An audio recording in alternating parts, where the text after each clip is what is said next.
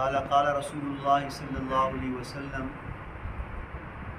لا يلدغ المرء من جحر واحد مرتين صدق اللہ العظیم۔ نبی کریم صلی اللہ علیہ وآلہ وسلم کا فرمان ہے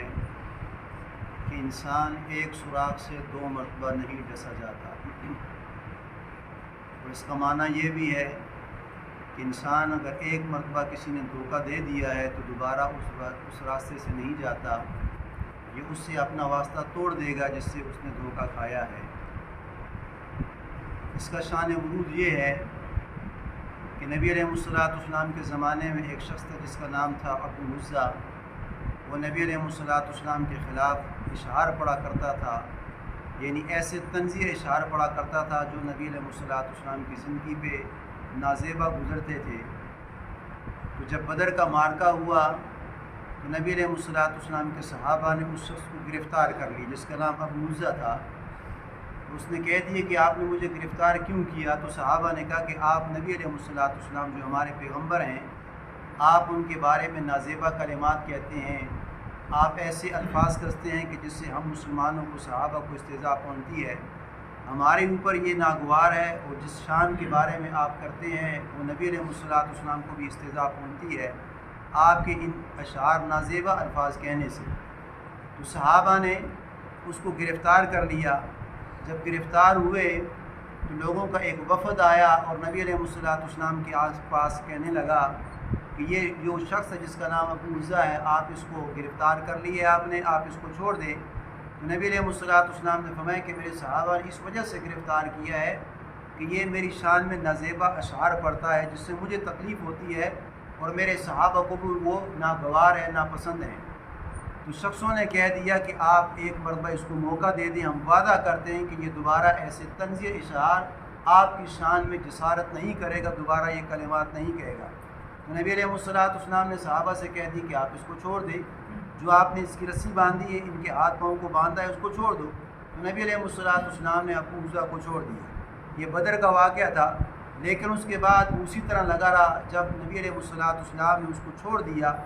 تو اللہ کے نبی نے فرما دیا کہ وہ دوبارہ پھر بھی اسی طرح اشعار کرنے لگا، یعنی جس وجہ سے ہم نے اس کو گرفتار کیا تھا، چاہیے تو یہ تھا کہ وہ باز آ جاتا،